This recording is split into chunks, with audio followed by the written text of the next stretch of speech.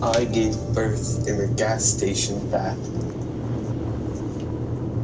When I woke up around 3:30 a.m. that Monday to the first telltale labor pains, I wasn't too alarmed, even though the first time I gave birth, my labor was really quick. Under 4 hours. My fiance, Brad, was working on the road at the time, so he had left for a train over 150 miles away the night before. I called my mother and grandmother during those early contractions and asked them to come over.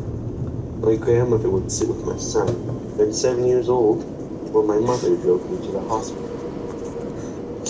My water still hadn't broken when they arrived, but as I was walking to the car, I had to kneel down in pain in front of my house.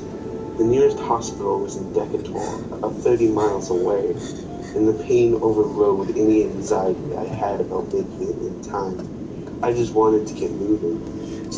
We had been driving for about half an hour when I finally couldn't take the crippling contractions anymore and asked my mother to pull over. She turned into a gas station with a little convenience store attached called Casey's General Store.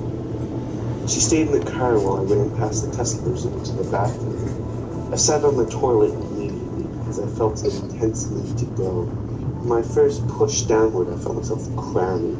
I reached down, and there was my daughter's head dangling over the toilet. By then, my mother had parked and rounded up help from the employees. She and two female Casey staffers came into the bathroom to help me lie down on some towels they had found.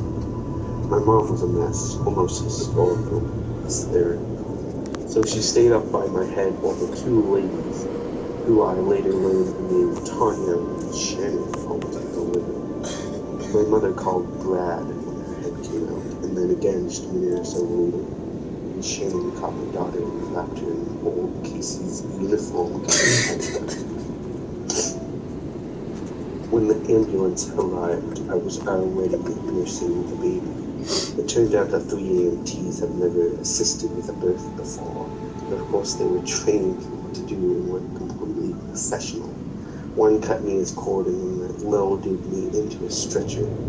If there was a crowd of customers and employees around the bathroom, I don't remember. But all that bloodlust new baby euphoria will do that to you. I do recall getting real past a few with employees sitting around the coffee area chatting, as they saw this all the time.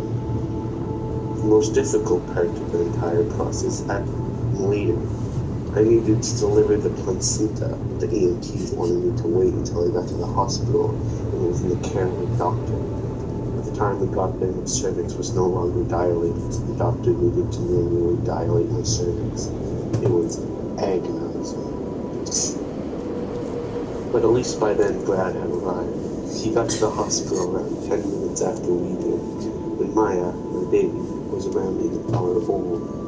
He was totally bummed that he had missed the labor, but couldn't help but feel happy and excited once he met his new daughter. We were really lucky. Maya was a healthy 7 pounds and 5 ounces. We didn't experience any complications from her funny delivery.